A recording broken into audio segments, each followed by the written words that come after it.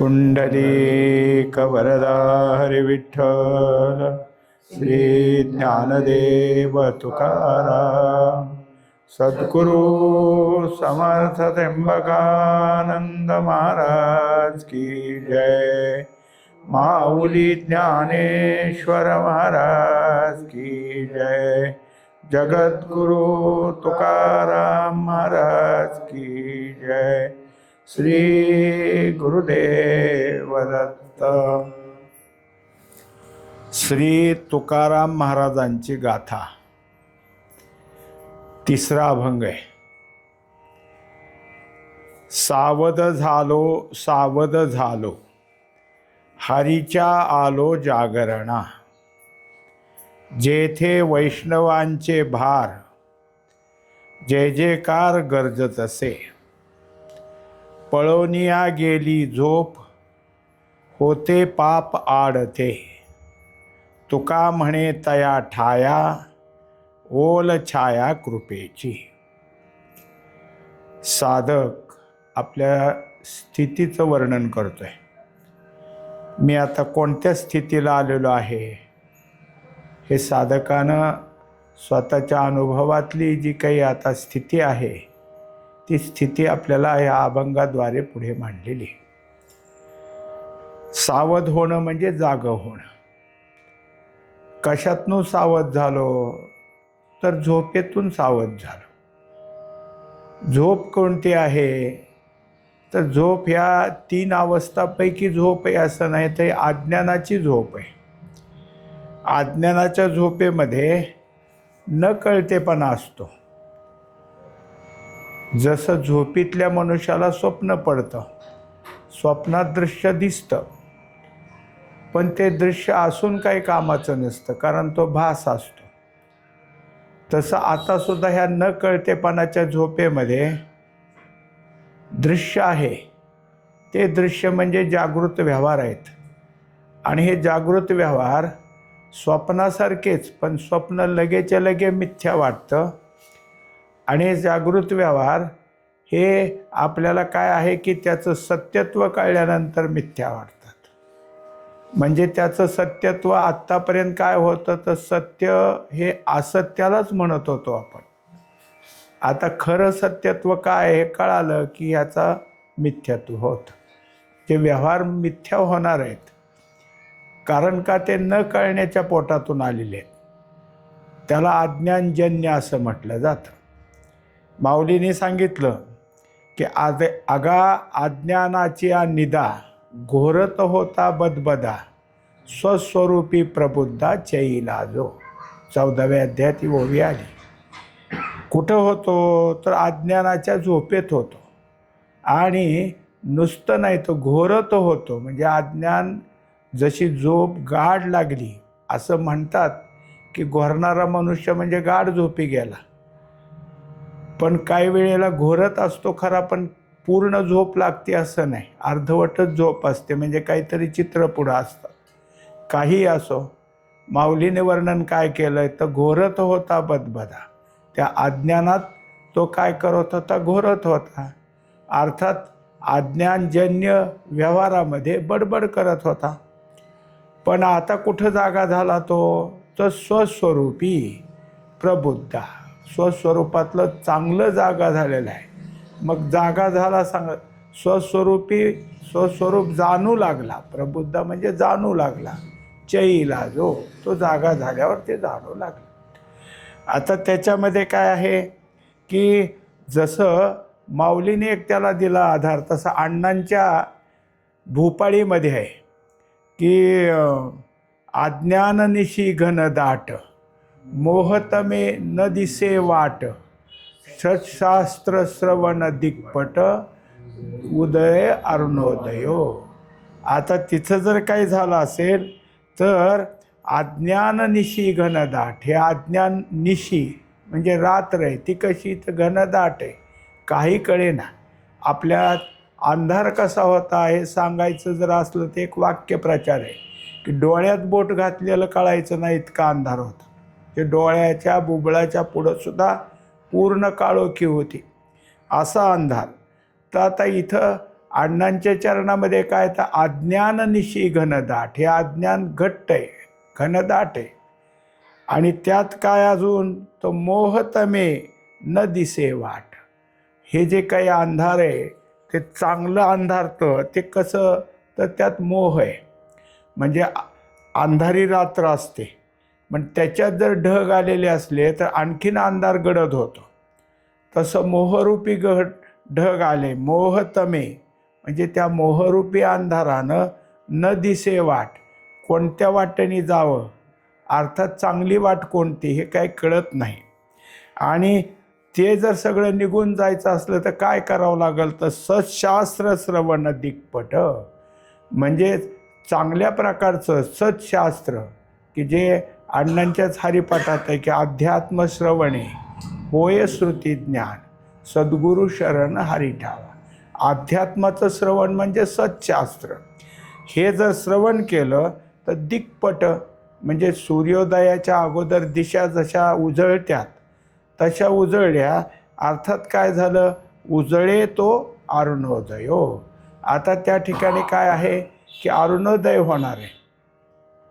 जसं अजून ज्ञानेश्वरीतच सांगितलं की गुरुकृपा उखा उजळली, ज्ञानाची ओतपली पडली. हे जे काय आहे गुरुकृपा उखा, उखा म्हणजे पहाट, हे जसं होतं तसं आता मला झालं.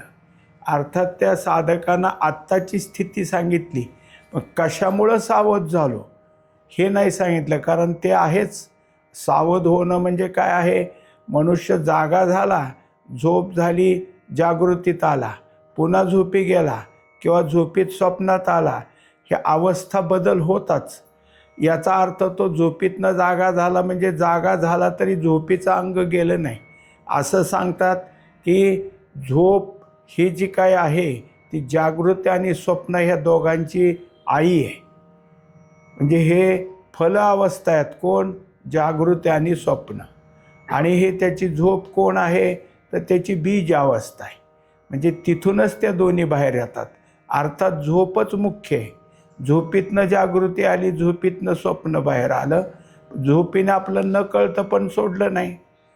हे जे काय होतं त्यातनं मला बाहेर काढलं. कोणी बाहेर काढलं तर जे चांगले जागे झालेले आहेत त्यांनी, आणि ते मला सावध करू लागले पुन्हा पुन्हा. म्हणजे काय आहे की नुसतं नाही तर परत परत जागं करणं, हे एक काय आहे संत महात्म्यांची सद्गुरूची एक काय नेहमीची सवय आहे. मज निरंतर जागविती, निरंतर जाग करतात.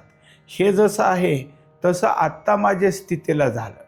आणि जसे एखादा काय मुलगा झोपलेला असतो आणि त्याला आई नाही तर वडील हाका मारतात, उठ रे उठ रे. एकदा दोनदा हाक मारली, मग पुन्हा म्हणले अरे उठला का, तर तो काय करतो उठलो उठलो असं दोनदा म्हणतो. म्हणजे मी आता उठलो हे सांगायला त्याने तो एका शब्दाचा दोनदा उच्चार केला. तुकोबारायाने तेच केलं, तर सावध झालो सावध झालो. आता मी नुसता सावध नाही तर सावध झालो सावध झालो, चांगला सावध झालो आहे सांगायला एकच शब्द सावध झालो हा आणखी एकदा घेतला. त्याच्यामुळं सावधपणा झाला. पण कशात सावध झालो म्हणजे नुसताच सावध झालो का काय अजून त्याचं पुढं सुरू झालं तर हरीच्या आलो जागरणा. आता कुठं आलो आहे मी, हरी जागरात. हरी जागर हे काय असतं तर जसं रात्रीच्याला मनुष्य झोपतो पण एकादशी दिवशी रात्री हरी जागर करावा लागतो. हरी जागर म्हणजे काय तर जे जे काय असेल अभंग झालं, तुमचे गवळणी, आणखीन त्यातले काय भारुड, हे जे काही सगळे जे प्रकार आहेत हे प्रकार त्या ठिकाणी काय करायचेत रात्रभर म्हणायचेत. म्हणून ती रात्र जागवली. रात्र जाग होण्याला जागरण म्हटलं. हे सुद्धा काय आहे झोपरूपी ह्याच्यातनं सावध झाले. आणि कशात सावध झालेले आहेत, हरीच्या आलो जागरणा. जागरण हा शब्द बहुवाचिक आहे, म्हणजे सगळीकडे देवीचा जागर असतो, खंडोबाचा जागर असतो, ज्योतिबाचा जागर असतो, अजूनही कोणत्या देवाचा जागर असेल. पण ह्यांनी सांगितलं तसं नाही, मी हरीच्या जागरणा. माझं जागरण बाकीचं देवदैवताचं नाही, माझं जागरण कुठले हरीच्या जागरण. आता त्या ठिकाणी काय आहे तर ते जागरण सुरू झालं म्हणजे जागा झाला, अर्थात अज्ञानाची झोप गेली. आता तिथं काय आहे, जागरण झालं, जागा झाला, आणि जागेपणात काय सुरू झालं आहे, नामोच्चार सुरू झाला आहे. नामाचं जे काय असेल त्याप्रमाणे जे अभंग आहेत, जे काही भजन आहे, हे सगळं त्या ठिकाणी त्या जागरणात होऊ लागलं. मग जागरण करत असताना सुद्धा पंचपदी घ्यायची वगैरे जे काही पद्धत असती त्या पद्धतीनं तिथं ते नामस्मरणच होत असतं. नामाचं जागरण सुरू झालं. आता मी एकटा जागरण करतोय असं नाही, त्याला काय केलं, दुसऱ्या चरणानं आणखीन त्याच्याशी संबंध दिला की काय, जेथे वैष्णवांचे भार, कुठं आहे माझं जागरण, तर जिथं हे वैष्णव सगळे बसलेत, भार म्हणजे समुदाय, सगळे समुदायानं जिथं बसलेले आहेत त्या ठिकाणी मी गेलो. आता हे वैष्णव जे असतात ते वैष्णव म्हणजे विष्णूचेच भक्त. आणि विष्णू म्हणजे कोण आहेत, तर विष्णू म्हणजे हे सात्विक दैवतेचं प्रतीक आहे. कारण तिन्ही देव जसं सांगितले जातात तेव्हा जे या संपूर्ण सृष्टीचं उत्पत्ती करतात त्या ब्रह्मदेवाला रजोगुणी समजतात, या सृष्टीचं पालन पोषण करतात त्या विष्णूला सत्वगुणी समजतात, आणि जे कोणी लय करणारा दैवत आहे तो महादेव, त्याला काय आहे, तमगुणाचा अंश समजतात. म्हणजे मग हे सत्वगुणाचं आहे. आणि सत्वगुणाच्या ठिकाणी असणारे जे वैष्णव आहेत त्या वैष्णवाच्या ठिकाणी काय असतं तर सहिष्णुता असते. म्हणजे जे कोणी आलेले असतील त्या जागरणात बसलेल्या सगळ्याविषयी प्रेम असतं. कोणालाही कोणाच्याबद्दलचा आकस भाव नसतो. त्याच्यामुळं काय आहे, जर प्रेमपूर्वक भजन असेल तर ज्याच्या ठिकाणी स्वर, ताल, अभंगाचं चरण जर चुकत असेल तर दुसरा मदत करतो. जिथं ह्या गोष्टी नसतात, ज्यांची काही संकुचित वृत्ती असते ते त्याच्या म्हणण्याला हसायचं, त्याला तुझं चुकलं म्हणून त्याला अपमानित करायचं किंवा वेडेवाकडे चेहरे करायचे, हे काय आहे वैष्णवाचं लक्षण नाही. तर वैष्णव त्याच्याकरता सांगितलं की ज्यांचं अंतःकरण विष्णू कसा सर्व व्यापक आहे तसं ज्यांचं अंतःकरण झालं आहे. आणि दुसरी गोष्ट अशी की हे पक्केत माऊली जसं हरिपाठात म्हणतात की जसं विष्णूच्या नामाशिवाय नाम नाही, विष्णू विन जप व्यर्थ त्याचे ज्ञान. विष्णूशिवाय जप करणाऱ्याला काय मग हे इतके आहेत की निष्ठावान, आणि त्या निष्ठावानाच्या ठिकाणी एकटे दुकटे नाहीत, ते कसे समूहानं बसलेत. त्या समूहानं चाललेल्या गायनात म्हणण्यात मी सहभागी झालो. म्हणजे एकटा मनुष्य कदाचित काय करील, पुन्हा डुकली येईल. आणि सगळ्याबरोबर सगळेच म्हणत असल्यानंतर जसं काय स्वतः जागा झाला आणि पुन्हा झोप यायला लागली की सगळं शांत झाले की झोप पुन्हा अनावर होते. पण इथं हा झोपी जात असला तर दुसरा म्हणतोय ना, मग ह्याला त्या आवाजाने झोप कशी येईल. अर्थात जागेपणा कायम राहील. एक झालं. आणि वैष्णव ज्याप्रमाणे भक्ती करून भगवंताकडंच उपासना करतात तसा मी त्यांच्याकडं करू लागलो. म्हणजे त्यांच्याबरोबर माझं सुरू झालं. हे माझं काय आहे, खरं जागं होणे. अगोदरचं झोपीतलं जे होतं ते गेलं, आता खऱ्या अर्थाने मला समजायला लागलं. आणि मग तिथं त्या चाललेल्या जागरामध्ये जय जयकार गरजत असे. म्हणजे नामस्मरण जे समूहात होतं ते शांतपणानं जयघोषात होतं. नामाचे जे प्रकार असतात त्या नामप्रकारामध्ये नामघोष आणि जयघोष हे दोन प्रकार आहेत. जयघोष म्हणजे काय आहे, समूहानं जय जयकार करायचा असतो. आणि एरवी बाकीच्या ठिकाणचा जय जयकार वेगळा. आता हिथं जय जयकार होतो तो अंतःकरणपूर्वक होतो. दुसरीकडं कसं, जसं आता हे बाहेरच्या मिरवणुका असतात, अजून काही असतं, मग ते एकाने पुकारा करायचा कोणाच्या तरी नावाचा, त्यांचं नाव म्हणजे जय म्हणायचं. मग मागच्याला मुकाट्या म्हणावं लागतं जय. पण हिता उत्स्फूर्तपणा रे, कारण जय जयकार म्हणणारा करणारा हा जो काही आहे तो त्याच्या ठिकाणी अंतरंगामध्ये आता या जय जयकाराचा जो काही उद्गार बाहेर निघाला आहे त्याची तृप्ती झालेली, त्या तृप्तीतनं जय जयकार आहे. जसं एखादा मनुष्य आहे की त्याला खूप काहीतरी दुखणं झालेलं काही असेल, पोट दुखत असेल, डोकं दुखत असेल, अंग दुखत असेल आणि असं काही ते होतं की काहीही केलं, इकडं औषध तिकडं औषध, तिकडं घेतलं इकडं घेतलं, कमीच होत नसायचं. शेवटी काय झालं, कुणीतरी सांगितलं की अमक्या अमक्या खेडेगावात एक डॉक्टर आहेत आणि ते या आजारावर औषध देतात. आता त्याला वाटलं मी मोठमोठे डॉक्टरकडे जाऊन आलो आणि हे काय, पण चला आता शेवटी काय आहे, आजार आहे, आपल्याला बरं व्हायचं आहे.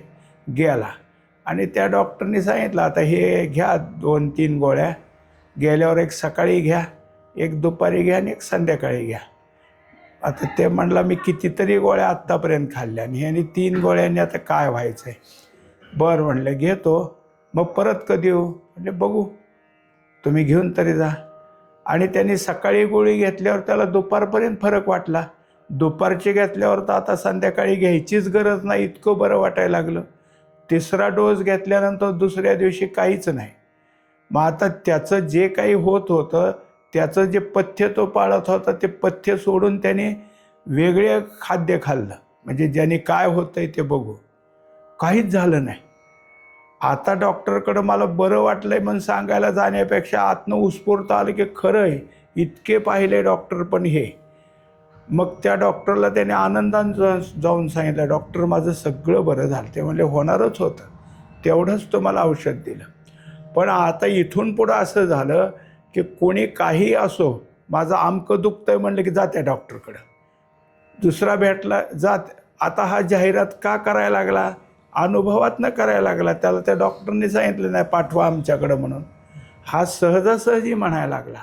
तसा हा जय जयकार का होऊ लागला, तर या नामानं मला काय अनुभव आला हे त्याला कळल्यामुळं ही गर्जना सुरू झाली. जय जयकार गरजत असे.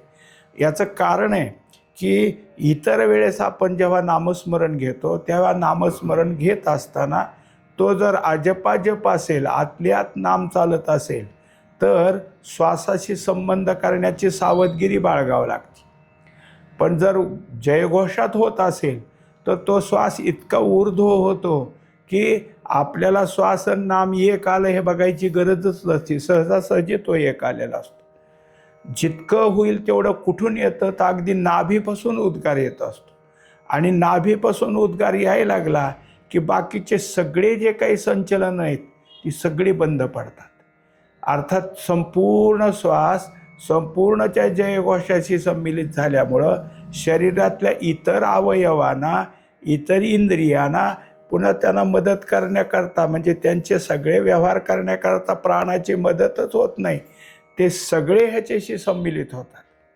आता त्याच्यामुळं हा जो काही माझं जागं होणं हे किती फायदेशीर झालं, तर यांच्यात बसलो, यांची संगती लागली. या संगतीचा जर काही झाला असेल भाग तर त्यांच्याबरोबर माझ्या मुखातून जय जयकार होऊ लागला.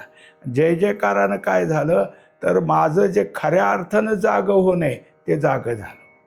आता मला खरा जागं झालो मी. मग ह्याला त्याच्याकरता त्यांनी त्या जागं झालेल्याचा शब्द दिला सावध झालो. सावध झालो. वास्तविक काय आहे की बेसावधता जी जोपर्यंत असते ती बेसावधता मनुष्याच्या ठिकाणी काय आहे की कोण्या वेळेला कोणता घात करील काही सांगता येत नाही. मनुष्य जर बेसावध असेल तर त्यावेळेस समजा एखादा मोटरसायकलवर चालला आहे, मोटरसायकल चालवतोय पण काय आहे सगळ्या गोष्टी लक्षात ठेवल्या नाहीत. जिथं गाडी उभा केली होती, जिथं त्यांनी ते गाडीचं स्टँड लावलं होतं, तो गाडी चालू केली, स्टँड तसंच ठेवलं तर निघाला. आता तो कसा आहे तर सगळ्या अर्थानं सावध नाही, बेसावध आहे. हे कुठंतरी धडकेल, कदाचित ते गाडी कलंडेल किंवा पडेल सुद्धा. म्हणजे मग त्याला गाडी चालू करण्याच्या अगोदर सगळं सावध व्हायला पाहिजे होतं, ते झालं नाही. ही सावधगिरी एव्ही तेव्ही सगळीकडे असतेच. आता ही तर चांगल्या प्रकारची झाली. हे सावध होणं म्हणजे आयुष्याचा बदल झालेला आहे, आयुष्यातलं परिवर्तन झालं. आणि त्याच्याकरता ज्या मुद्द्यावर हे सगळं अभंग आला तेच सांगितलं की पळोनिया गेली झोप. म्हणजे कुठून सावध झालतो हे सांगायला आपल्याला काय झालं, त्याने आधार दिला. झोप काय आहे, तर झोप हे पाप आहे. एरवी मनुष्याला झोप नाही लागली, 1 दिवस झालं, 2 दिवस झालं, 3 दिवस झालं, तर तो झोप कशी येईल ह्याचं वाट पाहत असतो. झोपीच्या गोळ्या घेतो आणि नाहीच लागली तर वेडा होतो मनुष्य. म्हणजे झोपीची गरज आहे. आता इथंच सांगितलं, पण ही झोप कोणती? आत्ता आपण जे उल्लेख केला ते अज्ञानाची झोप आहे. अज्ञानाची झोप पडून गेली. 3 अवस्था चालू राहतील. नाहीतरी जीवनमुक्त पुरुष, विदेही पुरुषसुद्धा काय ह्या 3 अवस्थेत असतात. त्यांनाही जागृती, त्यांनाही झोप आहे, स्वप्न आहे. पण आता मात्र आहे की ते जसे जीवनमुक्त झाले किंवा विदेही मुक्त झाले, ज्ञानीय झाले, तरी त्यांचं मात्र 3 अवस्था सलग असतात. आपल्या जागृती म्हणजे दृश्य, स्वप्न म्हणजे भास, आणि झोप म्हणजे काय आहे, काही न कळणं, गाढपणा. तसं त्यांचं नाही. जागृती, स्वप्न, सुषुप्ती नाठवे, पाहता आनंद रूप साठवे. आनंदच आनंद आहे, सगळं सारखं त्यांचं झालं. हे काय आहे आपल्याला आता ह्याच्या संदर्भात बोललो आपण. वास्तविक पाहता ह्या साधकाने काय सांगितलंय, माझी झोप पळून गेली. झोप काय असते, तर झोप हा लय दोष आहे. आणि ते पाप का म्हणायचं? एरवी मनुष्याला 3 अवस्थेमध्ये झोपेची गरज आहे. पण ते काय कीर्तनात आणि प्रवचनात यावी काय? कीर्तनात प्रवचनात जर येत असेल तर ते पाप आहे. म्हणून याला पाप असं नाव दिलं. पाप काय करतं, तर कोणत्याही पुण्यकर्माला आडवं येत असतं. जे जे काही पुण्यकर्म आहे तिथं आडवं येणं, प्रतिबंध करणं कोणाचं काम आहे? पापाचं. आता ही झोप लय दोषामुळं मला आत्तापर्यंत जे काही करत होती की परत परत आडवी येत होती, परत परत मला प्रतिबंध करत होती, ती गेली. अर्थात पाप संपलं, म्हणजे झोपही त्यातली संपली, म्हणजेच अज्ञान संपलं आणि अज्ञानजन्य व्यवहारही संपले. आता जर काही असेल तर ते व्यवहारसुद्धा, इंद्रियसुद्धा इथं आली. पडिले वळण इंद्रिया सकळा, भावतो निराळा नाही तुझा. तुकोबारायानं आणखी एक प्रमाण दिलं की सकळ इंद्रिये झाली ब्रह्मरूप, ओतले स्वरूप तया माझी. हे सगळं का सांगायचं आहे, तर मनुष्याची एरवी पहा की तुम्ही आम्ही सुद्धा झोप लागली जर बसलेलो असलो तर शरीर कलंडतं, मान हिसक्या खाते, आणि काही काही वेळेला अनावर झाली तर धाडकन पडतो मनुष्य. हे काय आहे, झोपेमध्ये शरीराची जी स्थिती ती राहत नाही, शरीराला जडपणा येतो. आता तो जडपणा निघून गेला म्हणजे हे जे माझं पाप होतं ते नाहीसं झालं. याचाच अर्थ तो साधक मी सगळ्या अंगाने कसा निर्मळ झालाय सांगतो. पण त्याच्यानंतर पुढच्या चरणामध्ये तुकोबारायाने सांगितलं की हे सगळं झालं माझं खरं, पण हे होण्याकरता मला मदत कोणी केली? ते सांगतात की तुका म्हणे तया ठाया ओल छाया कृपेची, माझ्यावर कृपा झाली. कारण सावध करणारे, उठा उठा म्हणणारे, जसं आपण भोपाळीत काय केलेले, सावधच केलेले.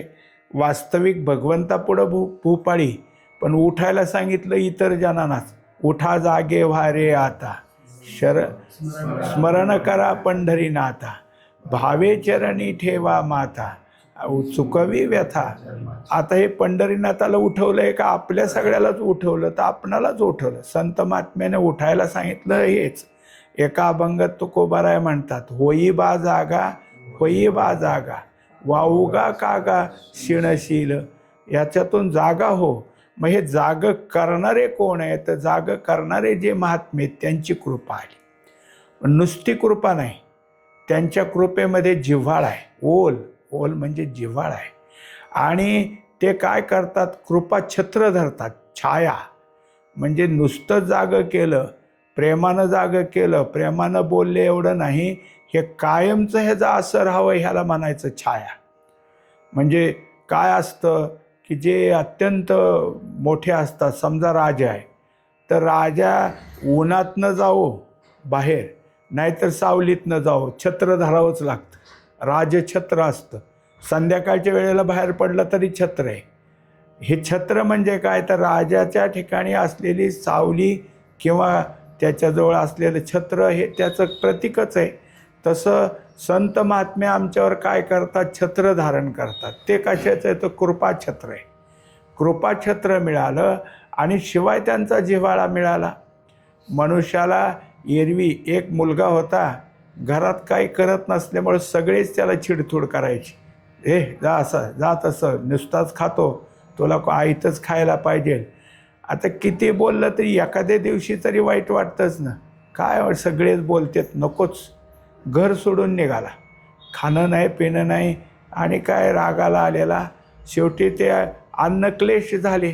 भुकेचा जर हातून उठलं काय, त्याच्यामुळं काय झालं, आपोआपच क्लेश, झोप, डोळ्यावर झोप आली किंवा डोळ्याला ग्लानी आली आणि एका झाडाखाली पडवून राहिला.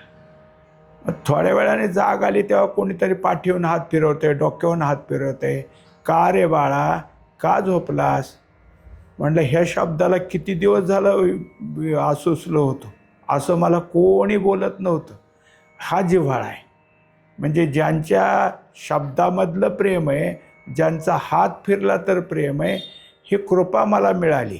आणि त्याच्या ठिकाणी काय आहे की मला हे सगळं मिळालं. म्हणून तया ठाया, त्या ठिकाणी जिथं मी गेलो तिथं मला हे सगळं मिळालं. त्याचं फळ काय मिळालं, तर सावध झालो, सावध झालो. आता याच्यामध्ये सावध झालो आणि हरीच्या आलो जागरणा. तर ते सावध मला कशात केलं, तर हरिजागर जिथं चालतो, हरिनाम जिथं चाललेलं आहे किंवा नामस्मरण मला दिलं आणि नामस्मरणात जाग केलं. हे नाम माझ्याकडं टिकावं म्हणून वैष्णवांचा मेळ केला. माऊली जसं म्हणतात की ईश्वरनिष्ठांची मांदी आळी. सगळे कोण आहेत, हे सगळे ईश्वरनिष्ठ आहेत आणि ते एकत्र आले म्हणजे झालं. किंवा तिसऱ्यात तयाने घातली मुक्तीची गवांदी, मिळविली मांदी वैष्णवांची. तुकोबारायानं माऊलीचं जेव्हा काय स्तुती सांगितली तेव्हा सांगितलं की ह्यांनी काय केले, मुक्तीची गवांदी घातली. म्हणजे जसं अन्नछत्र असतं तसं मुक्तीचं वाटप केलं आणि कोणाकोणाला, आता मिळविली मांदी वैष्णवांची. हे सगळे वैष्णव एकत्र केले. तसं वैष्णव एकत्र आले तर तो खरा काय आहे, जय जयकाराचाच भाग होतो. तिथं जय जयकार सुरू असतो आणि जय जयकार होत असल्यामुळं माझी जी काही अंतर्स्थिती, की जे वास्तविक योगशास्त्रामध्ये समाधीला ज्या ज्या गोष्टीची गरज असते, कारण जो प्राण आहे येतो जातो, त्याची नुसतं काय आपल्या फुफ्फुसापासून यावं जावं हे नसतं. योगशास्त्रात तो नाभीपासून यावं जावं लागतो. ते सगळं जय जयकारात होतं आणि ते गोष्ट माझी तिथं पूर्ण झाल्यामुळं आता मी खरा जागा झालो आणि त्याच्याकरता मला ही कृपा मिळाली, त्यांचा जिव्हाळा मिळाला. त्यांच्याजवळ गेल्यामुळं हे माझं सगळं सार्थक झालं.